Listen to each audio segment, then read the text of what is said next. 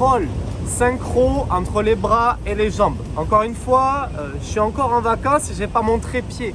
Donc peut-être que la vidéo va un peu bouger et peut-être que vous allez entendre le bruit des vagues. Le pouce bleu pour la petite vidéo depuis le Portugal.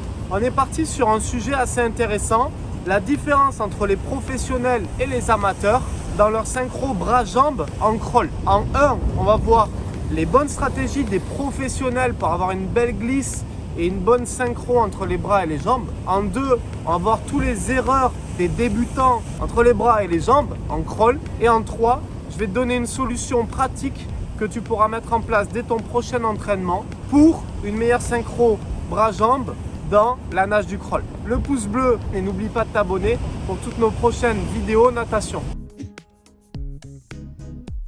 Alors les professionnels glissent avec leur mouvement de bras, c'est-à-dire qu'il y a une belle glisse, il y a un joli temps d'arrêt, il y a un joli semi-rattrapé et leur battement accompagne cette glisse et ce temps d'arrêt. C'est-à-dire, je suis en mode glisse et je rapproche toujours mes deux bras l'un vers l'autre devant et mes jambes, petit battement qui accompagne simplement la nage. Et les pros, ils font ça sur leur entraînement, mais aussi sur leur course. À partir de 200 mètres, on voit une période de glisse très exagérée sur chaque coup de bras du crawl chez les professionnels. Mais pour les amateurs, il est tout autre.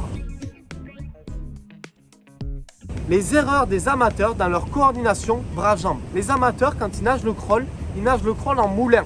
Donc déjà, il n'y a pas de temps de glisse. Ils sont en train de faire le moulin et il n'y a pas de rythme dans leur nage du crawl. Et les jambes, c'est un peu n'importe quoi. Il y a une mauvaise synchronisation des deux jambes, une irrégularité dans leur battement et surtout une mauvaise synchro entre les bras en moulin et une vraie différence entre les jambes et les battements qui ne sont pas du tout réguliers. Ce qu'on veut, c'est une échelle de fréquence basse avec les bras pour pouvoir glisser et mettre un joli temps d'arrêt devant.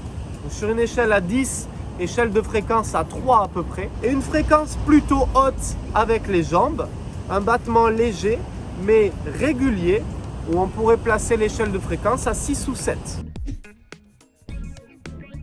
Maintenant, troisième partie de la vidéo, comment régler ce problème grâce à un exercice qui s'appelle crawl rattrapé. Je vais rattraper un bras devant à chaque mouvement de bras et je fais attention à bien toucher un pouce au deuxième. Ainsi, je vais pouvoir gagner en glisse et en allonge car je suis obligé de toucher et mon corps va s'habituer à ça et je vais être aussi obligé d'avoir un battement qui accompagne ce mouvement de rattraper. Donc rattraper, vous pouvez le mettre en place dès votre prochaine séance et d'ailleurs je vous invite à regarder ma dernière vidéo sur cet exercice et si vous voulez aller plus loin dans votre nage du crawl, vous avez juste en dessous le lien de ma meilleure promotion, tous mes programmes en ligne dans un pack complet, endurance, efficacité et technique en crawl. Tu trouveras le lien dans la description.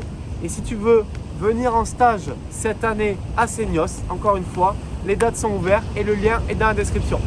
Le pouce bleu, n'oublie pas de t'abonner. C'était Malcolm. Ciao!